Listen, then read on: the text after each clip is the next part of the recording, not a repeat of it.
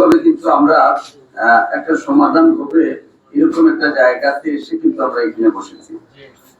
আমি ধন্যবাদ জানাচ্ছি আমাদের সুযোগ্য বিভাগীয় কমিশনার মহোদয়কে যে দেরিতে হলেও কিন্তু এই ধরনের একটি উদ্যোগ গ্রহণ করার জন্য, এবং আমাদের জেলা প্রশাসক মহোদয় যে কথাগুলো শুরুতে বলেছিলেন অথবা সিদ্ধান্ত নিয়েছিলেন, সেই সিদ্ধান্তগুলো নেওয়ার ক্ষেত্রে যদি এই ধরনের একটি সভার মাধ্যমে সিদ্ধান্ত নেওয়া হতো, আমার মনে হয় ঠিক মধ্যখানে যে অসঙ্গতি গুলো হয়েছে, যে কষ্টগুলো মানুষের হয়েছে, এবং বিভিন্ন সেক্টরের সম্মানিত নেতৃবৃন্দ এবং আমাদের পাথর ব্যবসায়ী, শ্রমিক, বাস, মিনি বাস, ট্রাক, বিষয়টি এত বড় পরিসরে হয়তো বা যেত না যদি আমরা প্রাথমিকভাবে সেই আলোচনার মাধ্যমে সেই সিদ্ধান্তগুলো আমরা নিতে পারতাম। আমার কাছে যেটি মনে হয়েছে যে আমরা আপনাদেরকে ফলো করি মিন্স যখন সরকারের কোনো দায়িত্বশীল কর্মকর্তা সিলেটে আসেন কোন স্পেসিফিক ইস্যু নিয়ে, আমরা কিন্তু সেটি অবজার্ভ করি যে উনি কি জন্য এসেছেন, কি কথা বলছেন, এগুলো আমরা একটু জানার চেষ্টা করি।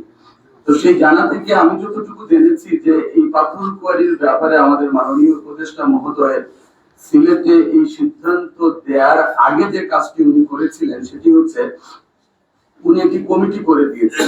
আমার ভুল হতে পারে, পরবর্তীতে হয়তো আপনারা বক্তব্য দিলে সেটি কারেকশন আসবে। সেই উচ্চ পর্যায়ের একটি কমিটি করে দেওয়া হয়েছিল যাদের মতামত চাওয়া হয়েছিল এবং যাদের সেই মতামতের ভিত্তিতে পরবর্তী করণীয় গুলো নির্ধারণ করা হবে। আমি যতটুকু জানি সেই কমিটি হয়েছে, ওনারা ফিজিবিলিটি স্টাডি করেছেন, কিছুদিন সেই কমিটির সম্মানিত নেতৃবৃন্দরা এই কাজের সাথে সম্পৃক্ত ছিলেন এবং পরবর্তীতে সেই কমিটির মতামতকে উপেক্ষা করেই আমাদের মাননীয় উপদেষ্টা মহোদয় এককভাবে সাডেনলি এই সিদ্ধান্তটি দিয়ে গিয়েছেন। এটি সত্য অথবা মিথ্যে সেটি হয়তো পরবর্তীতে জানা যাবে। আমি যতটুকু জানি, আমার জানা মতে আমি এই কথাগুলো এখানে শেয়ার করলাম। বাস্তবতা হচ্ছে যে আমরা যারা প্রান্তিক জনপদে থাকি অথবা সীমান্তবর্তী এলাকাতে থাকি, আমাদের আসলে রুজির মূল অবলম্বনটি হচ্ছে বালু পাথর। এখানে আসলে আমাদের তেমন কিছু করার নেই, এবং সেই বালু পাথরের সাথে আপনি দেখেন এখানে ট্রাক শ্রমিকদের একটা সম্পর্ক আছে। ওয়ান ওয়ে ট্রাফিক হয়ে গিয়েছে। আজকে যারা সিলেটে যে সমস্ত ট্রাক গুলো সবজি নিয়ে এসেছে, আপনি দেখেন ভাড়া কত নিচ্ছে এখন, কারণ সে যাওয়ার সময় কিন্তু বালু পাথর নিয়ে যেতে পারছে না। তো ভাড়া নির্ধারণের ক্ষেত্রে কিন্তু সেটি প্রযোজ্য হচ্ছে, এবং আমাদের এই ক্ষেত্রে আমাদের নেতিবাচক কি কি প্রভাব পড়ছে সেটিও কিন্তু আমাদেরকে বিবেচনায় নিতে হবে। আমাদেরকে আরেকটি বিষয় নিতে হবে, সেটি হচ্ছে যে এই যে সীমান্তবর্তী এলাকাগুলোতে যে মানুষ আছেন, তারা তাদের পরিবার পরিজন নিয়ে দীর্ঘদিন থেকে এই পেশার সাথে সম্পৃক্ত আছেন। হঠাৎ করে এই সিদ্ধান্তের ফলে তারা কোন পর্যায়ে উপনীত হয়েছেন সেটি দেখার কিন্তু দায়িত্ব মাননীয় জেলা প্রশাসক মহোদয় আপনাদের এবং আমাদের সকলেরই। আমরা তাদের জীবন এবং জীবিকা নির্বাহের কোনো অবলম্বন অথবা বিকল্প কোনো ব্যবস্থাপনা না করেই এইভাবে সিদ্ধান্ত দেওয়াটা কতটুকু যৌক্তিক হয়েছে সেটি কিন্তু ভেবে দেখার প্রয়োজন আছে। আরেকটি বিষয় অত্যন্ত গুরুত্বপূর্ণ, সেটি হচ্ছে যে আমরা সবসময় অনেক সময় আমাদের পরিবেশবাদী যারা আছেন অনেক সময় কথা বলেন, আমরা তাদের কোনো বক্তব্যের সাথে দ্বিমত করছি না। আমি প্রথম যেদিন মানববন্ধন হয় সেদিনও কিন্তু এই কথাটুকু বলেছিলাম যে আমরা জীববৈচিত্র্য নষ্ট হোক, পরিবেশ নষ্ট হোক, এটা আমরা কখনো চাই না।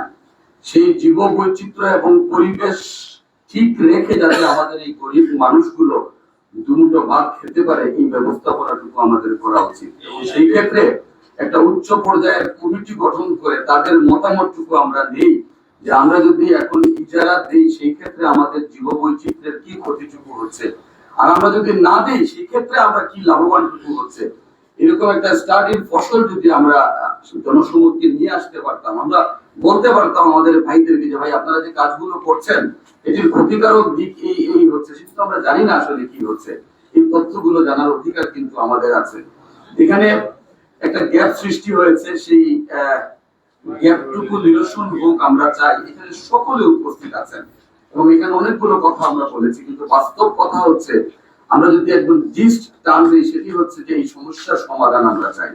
আমরা চাই এই মানুষগুলো তাদের জীবিকা নির্বাহ করুক, আমরা চাই এই মানুষগুলো দুবেলা পেট করে খাক, আমরা চাই এই যে সমস্যাগুলো তৈরি হয়েছে সেটির সমাধান, এবং সেইটির লক্ষ্যে আমরা আজকে যারা আমরা এখানে বসেছি আমার মনে হচ্ছে যেহেতু সমাধানের লক্ষ্যে বসেছি, একটি সমাধান অবশ্যই আসবে এবং পজিটিভলি আসবে, এবং ভবিষ্যতে যাতে এই ধরনের ঘটনার পুনরাবৃত্তি না হয় সেই ব্যাপারে যেন আমরা একটু সজাগ দৃষ্টি রাখি। এই কারণে যে আমরা যারা এখানে বসেছি বিভিন্ন শ্রেণী পেশার মানুষ, আমাদের জীবন এবং জীবিকার সাথে সম্পর্কিত যতগুলো বিষয় আছে প্রত্যেকটি বিষয়ের ক্ষেত্রে সিদ্ধান্ত নেওয়ার ক্ষেত্রে আমরা আরেকটু সতর্কতা অবলম্বন করব, এটি আমার বিনীত অনুরোধ। Thank you everybody.